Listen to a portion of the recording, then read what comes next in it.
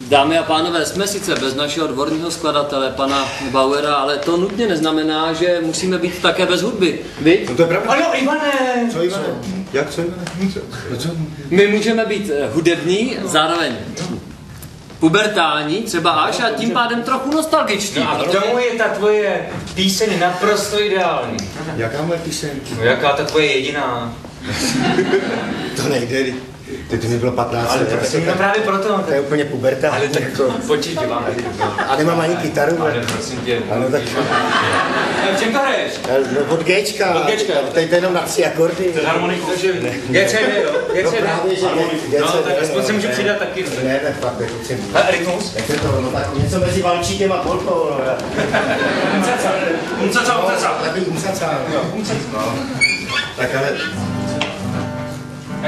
ale slyšte mi jednu věc, že jakmile tam bude jenom takový malý okamžíček nějakýho trapna, jakože, jako, tak mě utnete, jako jo. Slibujete mi to, jo. Ivan nám zahraje. Ne, fakt. No tak ne. Co jsem to lidi udělal, co jsem to lidi napáchal, já jsem se zamiloval a teď to tady mám, já košem jsem dostal.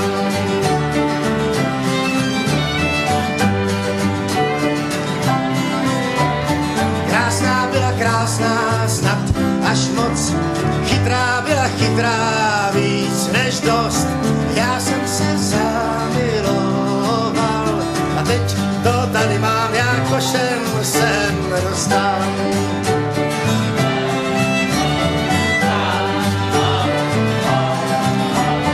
Já lidi hloupej jsem, za pár polipků já lidi zbrknul jsem, já jsem se zamiloval a teď to tady mám, já košem jsem dostal.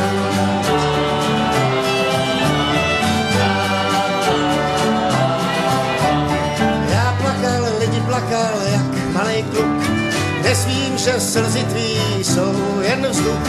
Já jsem se zamiloval a teď to tady mám, já košem jsem dostal.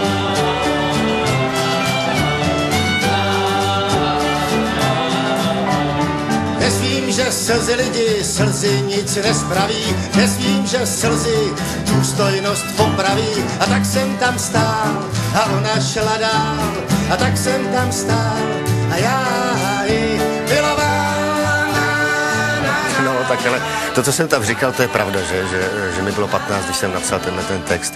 To je taková smutná píseň o tom, jak jsem dostal kopačky, ale hraná vesele.